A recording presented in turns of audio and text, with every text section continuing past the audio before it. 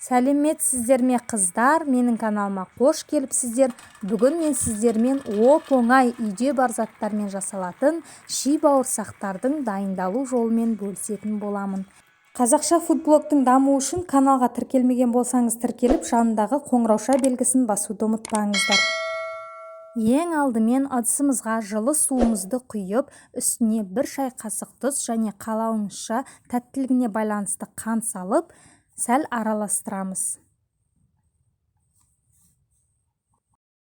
Содан соң үстіне сұйық май немесе ерітілген тоң майымызды қосамыз және де алдын ала електен өткізіп қойған ұнымыздың үстіне ас содасын қосып араластырып аламыз.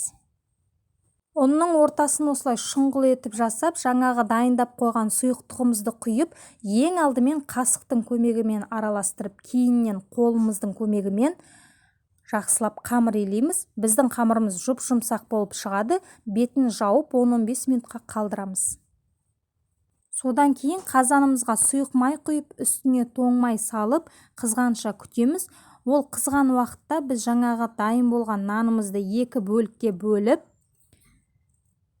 осындай жолақтарға бөліп аламыз.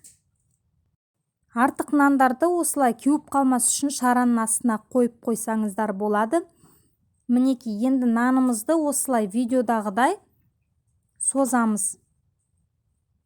Егер сіздер формасын ұзынша қылып жасағыңыз келсе, ендеше былай бөлшектерге бөлмей, жаңағы наныңызды бірден илеп аласыз да, орташа қалыңдықта ұзынша қылып кесіп аласыздар. Мінекей, мен осындай кішірек бөлшектерге бөліп, кішкентай дөңгелек бауырсақ етіп жасадым. Формасын өз қалауыңызша жасай берсеңіздер болады. Осылай неғұрлым жіңішке әрі кішірек болса, бауырсақтарыңыз өте әдемі болып көрінеді.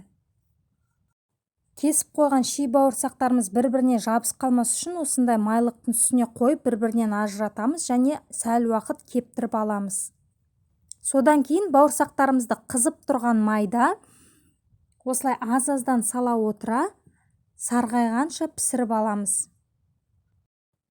Бауырсақты міндетті түрде үзбей былғап тұрыңыздар, сол кезде сіздердің бауырсақтарыңыз түгелдей бір тегіс түсте болып піседі. Және аз-аздан салсаңыздар, сіздердің бауырсақтарыңыз өте тез піседі. Осымен біздің ши бауырсақтарымыз дайын. Сіздер де жасап көріңіздер, дастархандарыңыздың сәні болатыны сөзсіз. Жасап жатсаңыз, маған комментарий қалдыруға ұмытпаңыз. Назарларыңызға көп рахмет.